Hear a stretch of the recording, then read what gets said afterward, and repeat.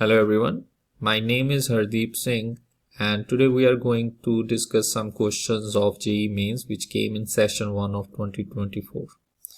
So this is a question from 27th January shift 1. Here we have one question on NCR, combinations. So they have given some expression here and they are asking about the range of values of K. So let's take the given expression here. We have this thing given. And while dealing with the NCR, we know one thing surely, that this value has to be greater than equal to 0. Again, this value has to be greater than equal to 0.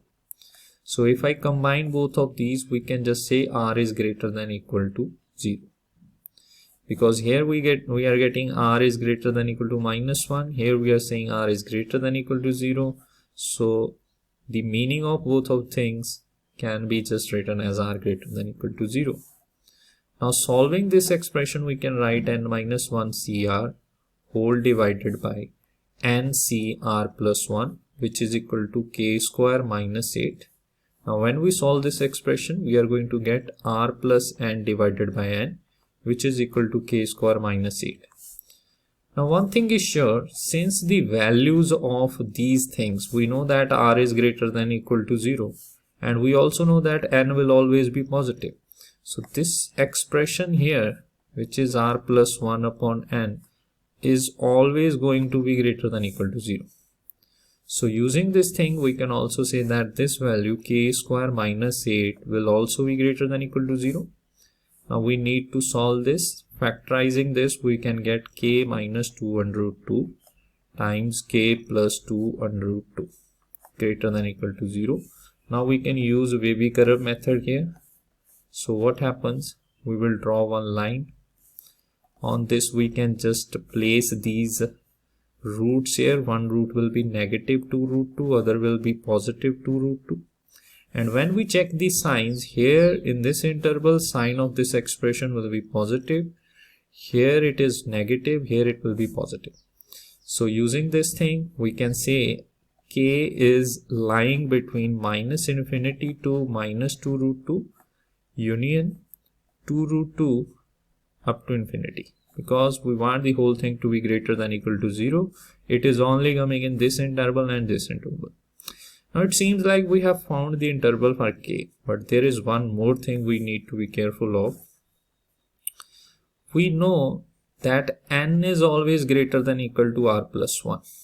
That this value is always greater than equal to this value. Here this value is always greater than equal to this value. Using this, if we solve it, we get this thing R plus 1 divided by n is less than equal to 1. So that means again this expression K square minus 8 will be less than equal to 1. You can say K square minus 8 is less than, you can write it as 9 now, less than equal to 9. So when we solve it, what we get? We get two factors K minus 3, K plus 3 less than equal to 0. So from this what we get? We again can draw the wavy curve here. And here it will be minus infinity to infinity, minus 3 and 3. And when we check, here will be negative sign, so our answer will be in this region. So we can say K lies between minus 3 to 3. So from 1 and 2. So we can say from 1 and 2. We can just write here that answer will be lying between K belongs to minus infinity, not minus infinity, minus 3 up to this value. But one more thing, here we have to include these because this will be a closed interval. So here also it will be included. Minus 3 up to negative 2 root 2 union 2 root 2 up to 3. That's it. So based on this, we can check where is our answer lying. 2 root 2 up to 3. So option 1 is giving the right answer. So that's how this is how you solve this question. Let's take next one. We have another question here. Here we are having the distance of this point from this line we have to find along this line. So that means the distance that we need to find of this point from this line should be along this line. So basically what is happening, let's say these are the two lines. We want to find distance from this line. So equation of this line is x minus 6 upon 1 equal to y minus 4 upon 0 equal to z minus 8 upon 3. And this line is x minus 5 upon 2 equal to y minus 1 upon minus 3 equal to z minus 5 upon 6. So distance has to be found along this line. So this point will be, let's say, somewhere here. Let's call it P, 7, negative 2, 11. Now if you want to find this distance, we need this point. If we can find this point, we can find the length PM using the distance formula. So to solve this, what we can do, we can try finding this point M, and then we can say it lies on this line and this line, and it must satisfy equation of both. So how to find any point M here? It is any point on this line. Let's say it is equal to lambda. So we can say any point on line 1. Let's call it line 1. So equating this equal to lambda, we can write here 2 lambda, this comes here, plus 5, minus 3 lambda plus 1, and here it will be 6 lambda plus 5. So now you can say this point also lies on this. So we can say as M lies on the line x minus 6 upon 1, y minus 4 upon 0, and z minus 8 upon 3. So if it lies on this, then it must satisfy its equation. You can put the coordinates in this one. It will be 2 lambda plus 5 minus 6 upon 1, minus 3 lambda plus 1 minus 4 upon 0. Here it will be 6 lambda plus 5 minus 8 upon 3. So equating any of these, let's equate these two. So what happens? This becomes 0. So here we get minus 3 lambda minus 3 equal to 0. So here we are going to get lambda equal to minus 1. If we got it minus 1, we can substitute here. So point M will be minus 2 plus 5, 3. Minus, it will be 3 plus 1, 4. Minus 6 plus 1, minus 1. So we got M, we have P. We can just apply the distance formula now. So we can say PM will be equal to square root 7 minus 3 whole square plus minus 2 minus 4 whole square plus 11 plus 1 whole square. So this becomes 16 plus 36 plus 144. So that should be under root 196. So distance PM is equal to 40. So option B is the right answer.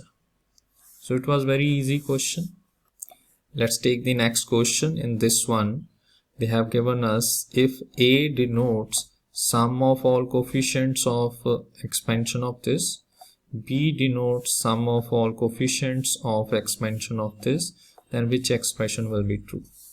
So given here, sum of all coefficients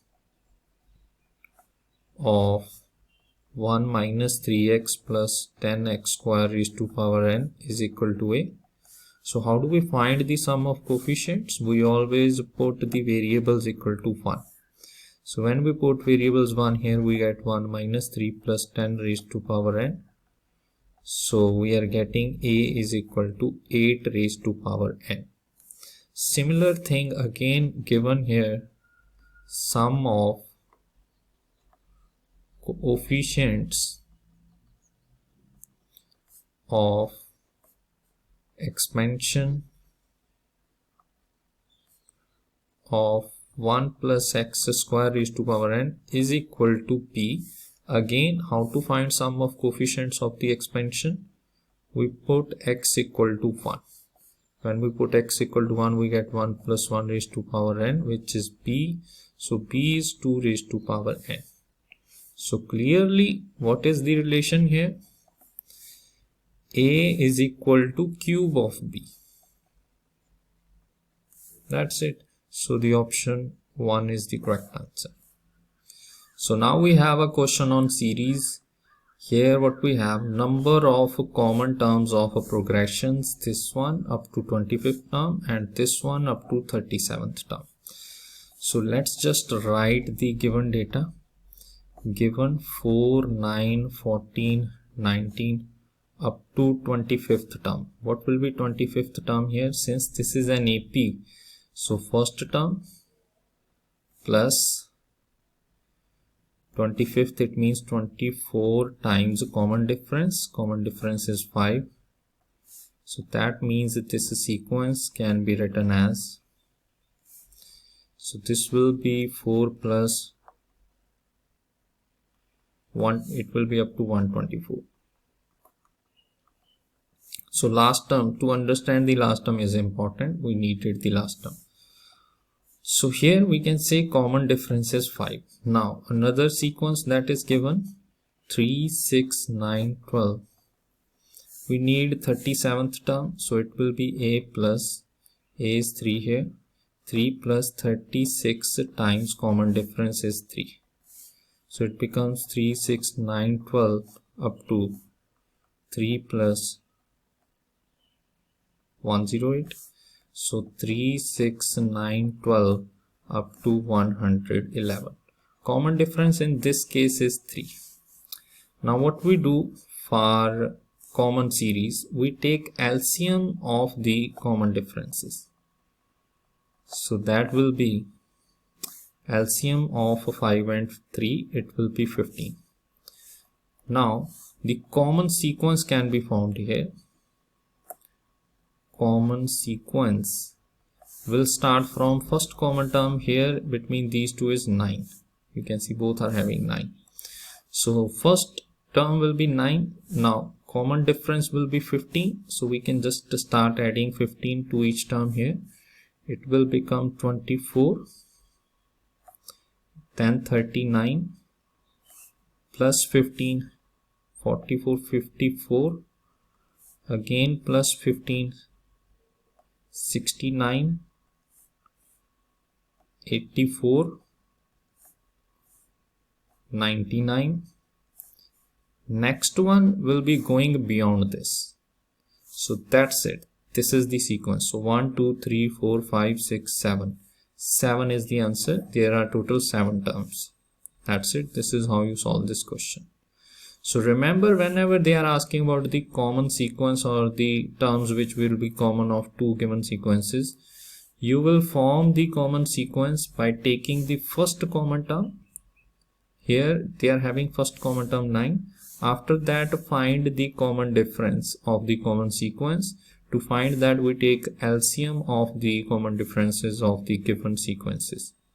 So that LCM will give you the common difference that is going to be used in common sequence. That's it. Sometimes they might ask you the number of common terms. Sometimes they might ask you any specific term of this sequence. That's it.